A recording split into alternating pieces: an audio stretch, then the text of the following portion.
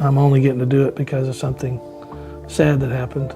I think a lot of that has dissipated over the last 3 years. His death killed me, but his life inspired me. I've won instrumental Grammy Awards in the past, some for songwriting, songs that I've written, some for my vocal performances, some for collaborating, doing a duet with somebody, and I won a Grammy for producing a record on my wife. Randy Travis didn't just dislike these singers, he couldn't stand them.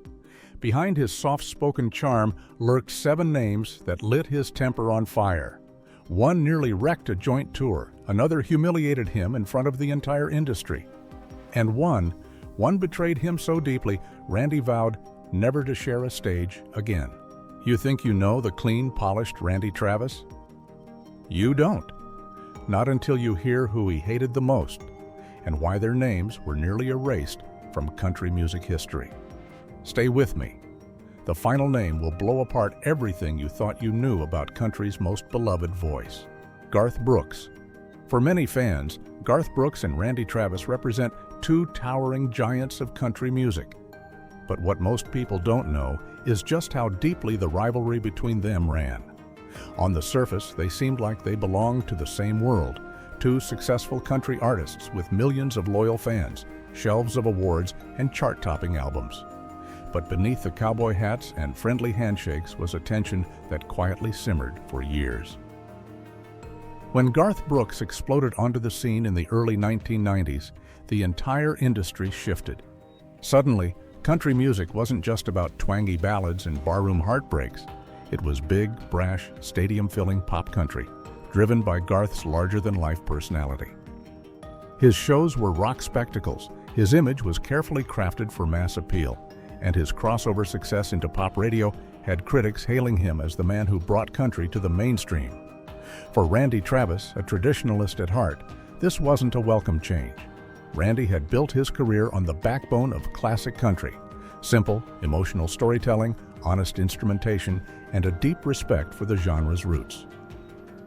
While Garth was dancing on stage and charming late-night TV hosts, Randy was still focused on his music's spiritual and emotional weight.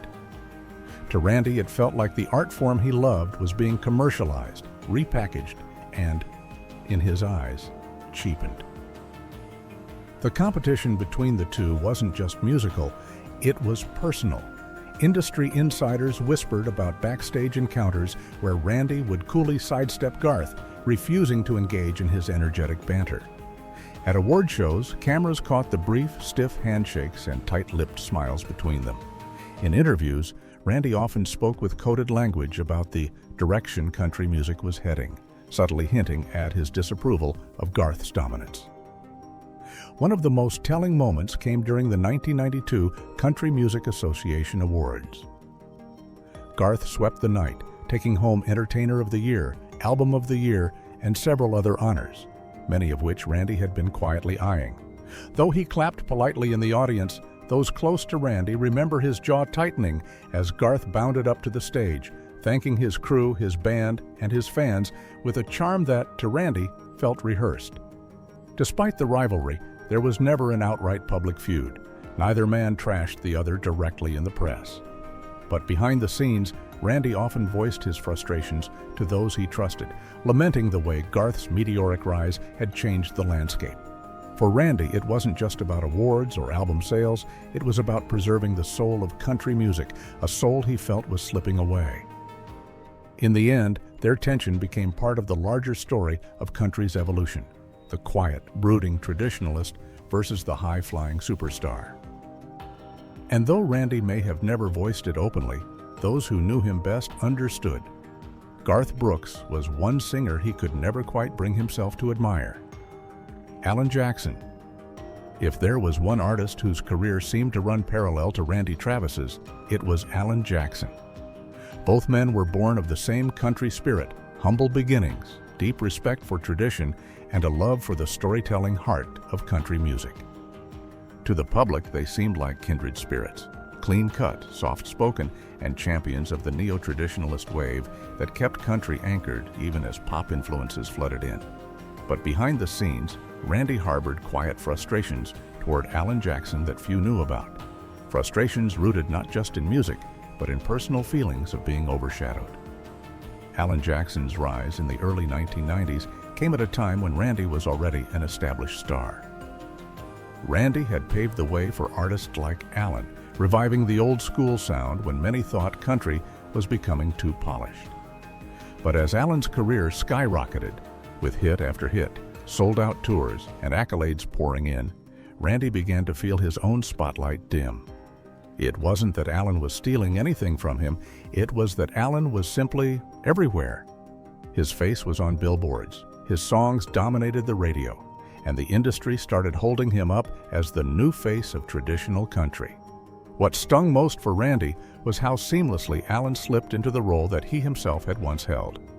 Industry insiders recall Randy quietly bristling when Alan was praised as the savior of country music, a title Randy felt he had already earned years before.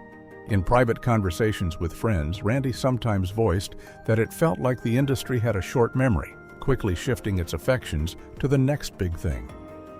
The tension came to a head during several award seasons where Alan's name kept popping up in categories where Randy felt he deserved recognition. At the 1993 CMA Awards, when Alan took home Single of the Year and Male Vocalist of the Year, Randy reportedly left the after-party early, unwilling to fake the smiles and congratulations. A close friend once shared that Randy had vented that night, saying, "It's like I opened the door, and they all ran through, and now they've shut it behind me." Despite these undercurrents, Randy and Alan maintained a polite public front. They appeared on the same lineups, performed at the same festivals, and occasionally even shared the stage. But insiders noticed the way Randy would keep conversations brief, the way he'd stand just a little apart during group photos, and the way he seemed to stiffen when Alan's name came up in interviews. Perhaps the most emotional moment came when Randy confided in a longtime collaborator, admitting that his frustrations weren't really about Alan himself. They were about his own fear of fading relevance. Watching Alan soar reminded Randy of his own vulnerability, his own mortality in an industry that chews up its legends and moves on. It was a painful human realization. Sometimes the people you resent most aren't your enemies. They're just mirrors reflecting your own deepest fears. Travis Tritt. If Randy Travis represented the clean-cut, gospel-tinged heart of country music, then Travis Tritt was the rowdy rebel crashing through the saloon doors. Tritt's blend of southern rock, honky-tonk swagger, and defiant lyrics made him a breakout star in the early 90s. And to Randy, he was both fascinating and deeply frustrating. Their musical philosophies couldn't have been more different, and that clash led to one of the most personal rivalries in Randy's career. Travis Tritt burst onto the scene with a fiery attitude, unapologetically mixing rock guitar riffs with country twang and delivering lyrics that celebrated rebellion, defiance, and the rougher edges of Southern life. For Randy, who had built his name on songs of heartbreak, redemption, and spiritual reflection, Tritt's brash persona felt like an insult to the very soul of country music. Where Randy saw country as sacred, Tritt saw it as a playground. And that difference put them at odds from the very beginning. The tension between the two became especially noticeable when they were booked on the same festival circuits. Randy, known for his polished performances and soft-spoken demeanor, often followed Tritt on stage, and the contrast was jarring. Tritt would leave the crowd roaring with pounding drums and guitar solos, while Randy would have to rein the energy back in with his smoother, more contemplative set. Backstage, Randy often grumbled to his bandmates, complaining that Tritt was turning country shows into rock concerts. There was one particularly memorable encounter during a joint tour in the mid-90s. According to tour insiders, Randy and Tritt were scheduled to co-headline a major festival, but tensions flared over set times and stage arrangements. Randy reportedly bristled at Tritt's demands for pyrotechnics and elaborate stage setups, feeling that they cheapened the authenticity of the show. In a heated backstage exchange, Randy is said to have told a promoter, "If I wanted to share the stage with a rock star, I'd call John Bon Jovi." But perhaps the most revealing moment came during a rare joint interview. When asked about the future of country music, Randy gently criticized the loudness and showiness creeping into the genre, thinly veiled jabs that everyone in the room understood were aimed at Trit. Trit, never one to back down, fired back with a grin saying, "Hey, I'm just having fun out there. Maybe some folks should try it." Despite these clashes, there was also a strange respect between the two, an unspoken acknowledgement that they were both fighting for what they believed country music should be, even if their visions were worlds apart. Randy may have disliked Trit's style, but he couldn't deny his talent or his passion. And in the end, their rivalry wasn't just about ego. It was about two artists standing on opposite banks of the same river, each trying to claim the current as their own. George Jones. For Randy Travis, no name loomed larger over his career than George Jones. The Possum, the King, the living legend of country music. George wasn't just a predecessor. He was one of Randy's childhood idols, the very voice that had taught him how to love country music. But as often happens when a fan becomes a peer, Randy's relationship with George was layered with complexity, a tangle of admiration, disappointment, and at times outright frustration. When Randy first broke onto the scene in the mid-1980s, he openly credited George Jones as one of his biggest inspirations. George's raw, emotional singing style had shaped Randy's own approach to country ballads, and he often spoke with reverence about the man whose records he had worn out as a teenager. So when they finally met face-to-face backstage at an awards show, Randy was starstruck. Here was the legend in the flesh, smiling, laughing, and welcoming the young newcomer into the fold. But over time, Randy began to see the cracks in the pedestal he had built for George. While George was undeniably a musical genius, he was also famously unpredictable, struggling for decades with alcohol, no-shows, and personal chaos that followed him from concert halls to recording studios. Randy, ever the professional, often found himself frustrated by George's erratic behavior, especially when they attempted to collaborate. One story that Randy's inner circle has shared is particularly telling. In the early 1990s, Randy and George were slated to record a duet, a dream come true for the younger star. But when the day came, George showed up hours late, disheveled, and in no condition to record. Randy waited patiently, trying to hide his irritation, but when it became clear that the session was a lost cause, he quietly packed up and left, heartbroken. Friends later recalled Randy saying, "I wanted to stand beside my hero in that booth, but not like this." The tension wasn't just personal, it was also professional. Randy was trying to elevate country music's image, to bring a sense of class and respectability to the genre, while George, despite his legendary status, was often seen as the embodiment of the wild, self-destructive artist. In interviews, Randy sometimes hinted at his disappointment, speaking carefully about the importance of reliability and taking care of one's gifts. Phrases that those close to him knew were veiled critiques of George. Yet despite all the frustrations, Randy never stopped respecting George's talent. There was a sorrow in his disappointment, not anger. He wanted George to live up to his greatness, to be the hero Randy had always imagined. And perhaps that's what made the tension so painful. It wasn't about rivalry or jealousy. It was about love turning into heartbreak, about watching your idol fall and realizing that even legends are just human. Reba McEntire. To the outside world, Randy Travis and Reba McEntire were the golden faces of 1980s and 1990s country music. Two beloved artists who shared stages, award shows, and the admiration of millions. But behind the smiles and public camaraderie, Randy harbored private frustrations toward Reba, a complicated mix of professional jealousy and personal tension that simmered quietly beneath their polished images.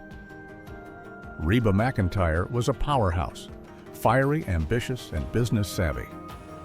While Randy focused on the emotional purity of his music, Reba built an empire, expanding her brand into television, Broadway, and eventually her own line of products. To many, she embodied the future of country music, a dynamic female force capable of crossing genres and media. But for Randy, Reba's rising dominance was hard to watch. Not because he doubted her talent, he admired her voice, her stage presence, and her determination, but because every time she soared, it seemed to push him further out of the center spotlight. Industry insiders recall subtle moments of friction between the two stars. At one award ceremony, when Reba swept several categories while Randy went home empty-handed, he was seen backstage with a tense expression, avoiding eye contact with her as she floated by, surrounded by well-wishers. A longtime collaborator once shared that Randy had confided, half joking, half serious, "She's not just winning awards, she's taking over the whole damn industry." The tension wasn't only about trophies, it was also about approach. Reba was a master of reinvention, unafraid to adapt her sound, her look, or her image to stay relevant. Randy, on the other hand, was a purist, sometimes stubbornly so. He believed in sticking to the traditional roots of country, and he sometimes saw Reba's calculated career moves as a kind of betrayal, as though she were trading authenticity for commercial success. He was careful never to voice this publicly, but in private, he was known to grumble when Reba's pop-leaning hits dominated the airwaves. One particularly sharp moment of tension came during a charity event where the two were scheduled to perform. According to those present, Randy was frustrated by last-minute schedule changes that gave Reba the headlining slot, pushing his own performance earlier in the evening.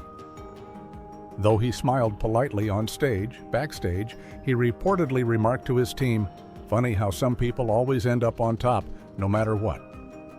Yet, despite the undercurrent of frustration, Randy never outright disliked Reba as a person.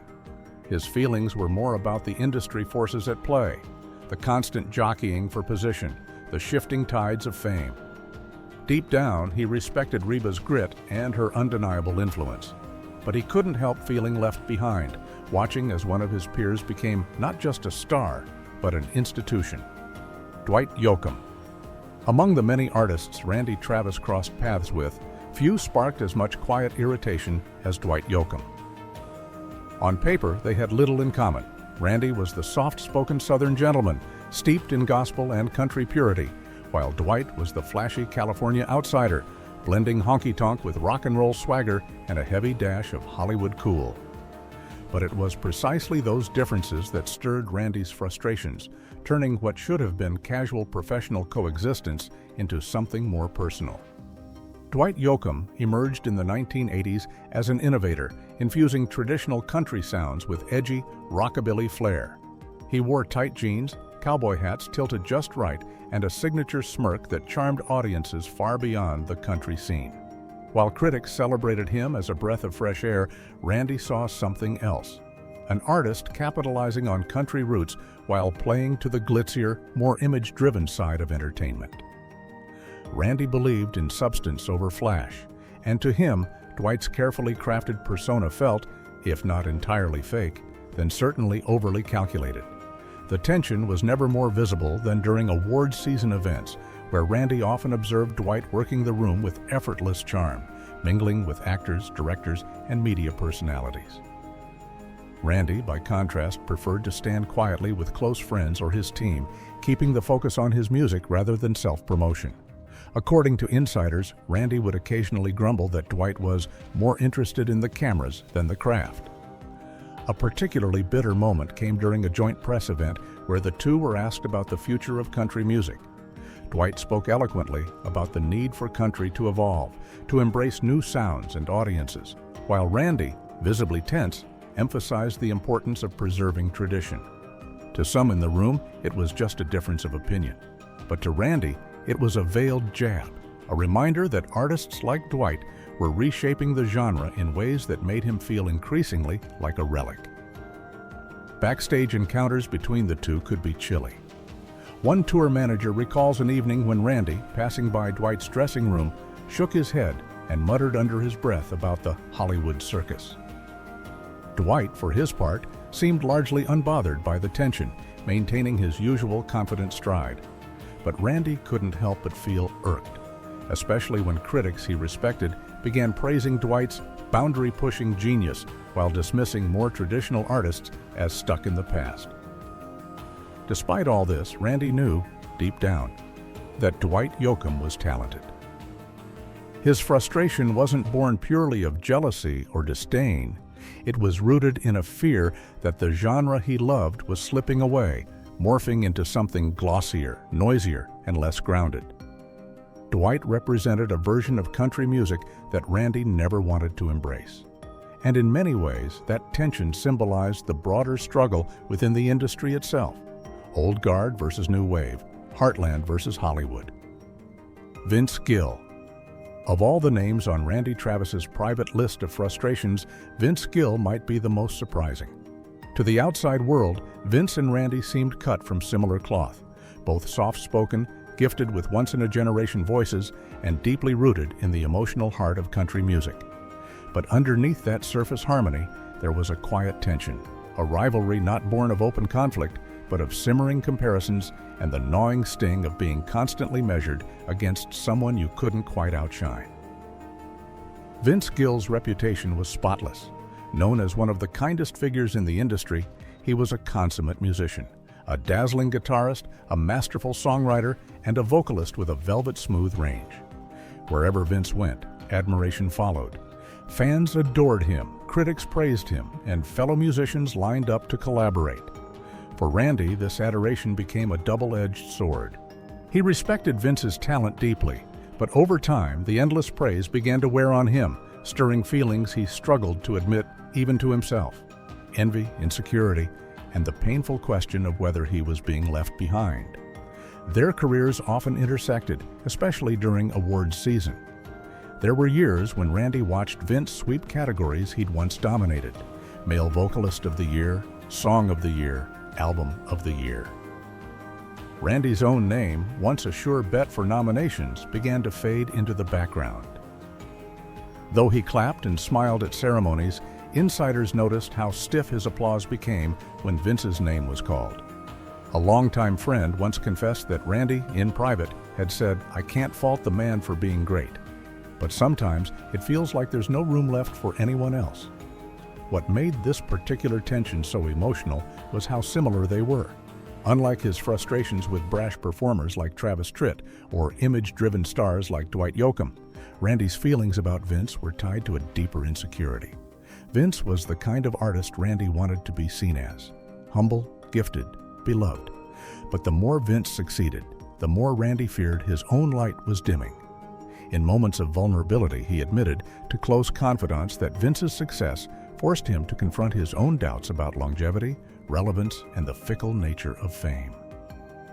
Perhaps the most poignant moment came during a songwriting session they were both invited to. By all accounts, Vince was gracious and collaborative, eager to share ideas. But Randy reportedly left early, citing other obligations. Later, he confessed that sitting in that room, watching Vince effortlessly command respect and admiration, was more than he could bear that day. It wasn't about personal dislike. It was about the ache of watching someone embody everything you hoped to hold on to and feeling it slip through your fingers. In the end, Randy Travis's feelings toward Vince Gill were not rooted in hatred, but in a painful kind of self-reflection. Vince represented not a rival to defeat, but a mirror, one that reflected Randy's own hopes, fears, and the bittersweet passage of time in an industry where even legends can feel forgotten.